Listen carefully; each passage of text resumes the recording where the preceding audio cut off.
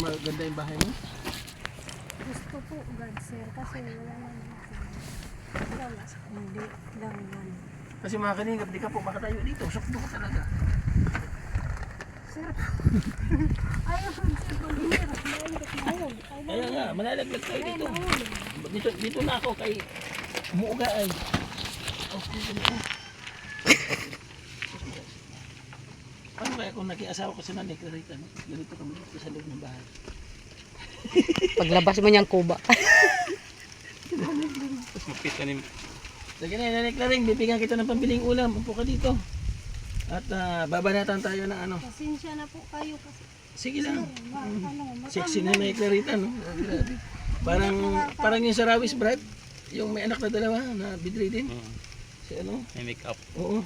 Dito ka pa mo para komportable. Kay kakanta si Nanay Clarita. Pakinggan po natin ang awitin ni Nanay Clarita. At pag maganda yung kanta, bibigyan natin siya ng pambiling ulam. Wow. Pakinggan mo ha. At para matuwa sa si Ma'am Chanting ha. O, dito yung mga kanina, pakinggan natin ang awitin po ni Nanay Clarita. Palakpak muna, palakpak. Siyempre. Para mga kamot na mga video. Nanay Claring, banat. Alam mo na, ako'y minsan nagmahal, nabigo't iniwan, may dungis ng dangal. Nalalaman mo na, pag iyong minahal, pagka mo hikutya, ang iyong mapapala. Bitin pansin ang lahat ng ito, kahit ako ngayon alangan sa puso mo. Ang tanging alam mo, kailangan mo ako, at ang pag-ibig ko ang siyang ligaya mo. Bulag na pag-ibig ang inalay mo sa akin, di ko kalarin ako iyong mamahalin. Bulag na pagsuyo, ipangako sa puso ko na hindi magbabago ang bulag na damdamin ko. Ay grabe, magaling. Wow. Wow. Tawa na siya. Oh.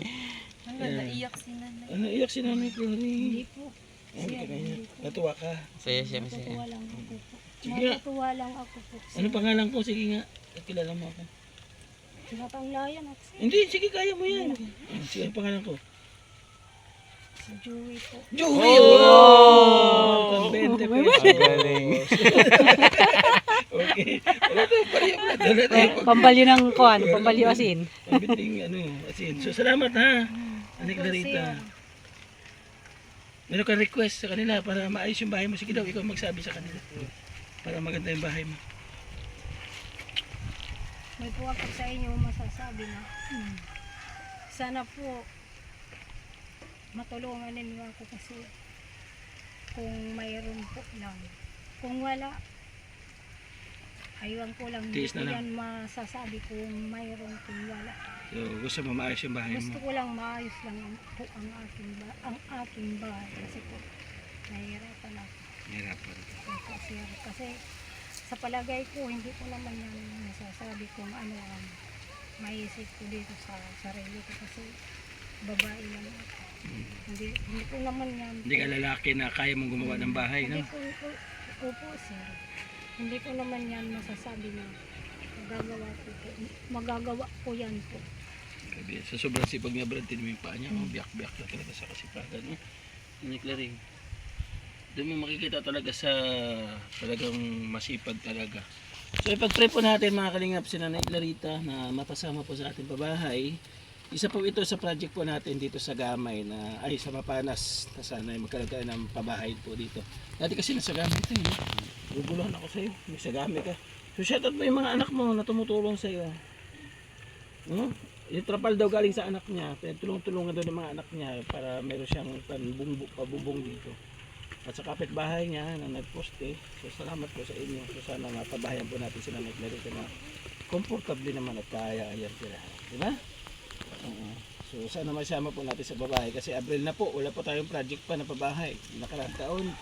Patatin na Abril, dalawa na yung pabahay natin. So ngayon wala pa. So sana magkaisa po tayo magtulungan mga kalingap para maitawid po natin ang ating babahay. So, salamat po. Ngayon pa lang ay personal po nagpapasalamat sa inyo mga kalingap. Di ba? Babay mo na. Ganun.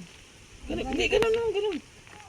Ganun. Yan. Yan. Yan. Ganyan. Yan. Miss Universe. Okay. Ganun po. Flying kiss. Flying kiss, Bye flying bye. Bye bye. Let's flying kiss. Bye bye. Ganyan. Bye-bye. Bye bye. Flying kiss.